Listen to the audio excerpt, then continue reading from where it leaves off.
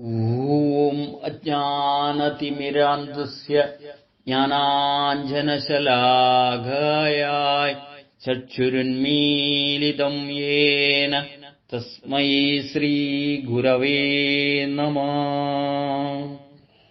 ആത്മഭാവങ്ങളെ, പുരാണ കഥകളിലൂടെയുള്ള നമ്മുടെ യാത്രയിൽ ഇന്നത്തെ കഥ നൈമിശാരണ്യത്തിന്റെ ഉൽപ്പത്തി. പ്രിയരെ, പൗരാണിക പ്രസിദ്ധമായ ഒരു സ്ഥലമാണ് നൈമിശാരണ്യം. ശൗനകൻ 12 കൊല്ലം നീണ്ടുനിന്ന ഒരു യാഗം ഈ സ്ഥലത്ത് വെച്ച് നടത്തുകയുണ്ടായി. പ്രസിദ്ധരായ എല്ലാ ഋഷിമാരും ഇതിൽ പങ്കെടുത്തിരുന്നു. നൈമിശാരണ്യത്തിന്റെ ഉൽപ്പത്തിയെക്കുറിച്ച് ദേവീഭാഗവതത്തിൽ ഒരു കഥ കാണാം. കലികാലത്തിൽ മഹർഷിമാരുടെ സങ്കേത സ്ഥലങ്ങളിൽ ഒന്നായിരുന്നു നൈമിശാരണ്യം. പണ്ട് ദ്വാപരയുഗത്തിന്റെ അവസാനത്തിൽ കലികാലത്തിൽ സംഭവിക്കാവുന്ന കഷ്ടതകളെക്കുറിച്ച് അറിഞ്ഞ മഹർഷിമാർ വിഷാദരായിത്തീർന്നു. കലിദോഷം അകറ്റുന്നതിനുള്ള മാർഗം തിരയുന്നതിന് അവർ ബ്രഹ്മലോകത്ത് ചെന്നു. അവരെ ബ്രഹ്മദേവൻ യഥോചിതം ഉപചരിച്ചു. മഹർഷിമാരുടെ മുഖത്ത് പ്രകടമായി കണ്ട ആശങ്ക മനസ്സിലാക്കിയ ബ്രഹ്മദേവൻ ചോദിച്ചു, അല്ലയോ ജ്ഞാനികളെ, നിങ്ങൾ എല്ലാവരും വിഷാദമഗ്നരാണ്.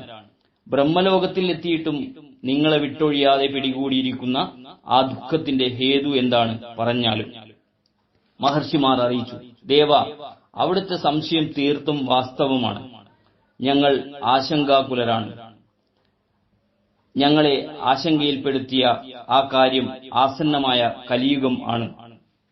കലിബാധയിൽ നിന്ന് ഞങ്ങൾ എങ്ങനെ രക്ഷ നേടും?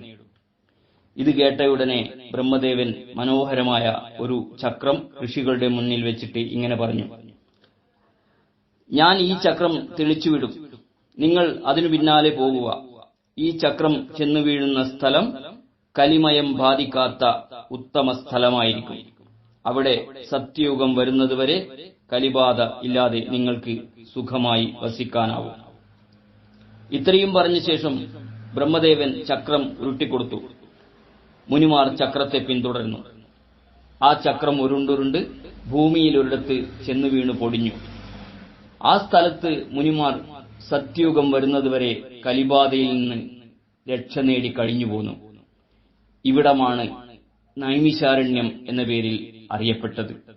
സ്നേഹപൂർവ്വം, രഞ്ജൻ, കയനാടൻ.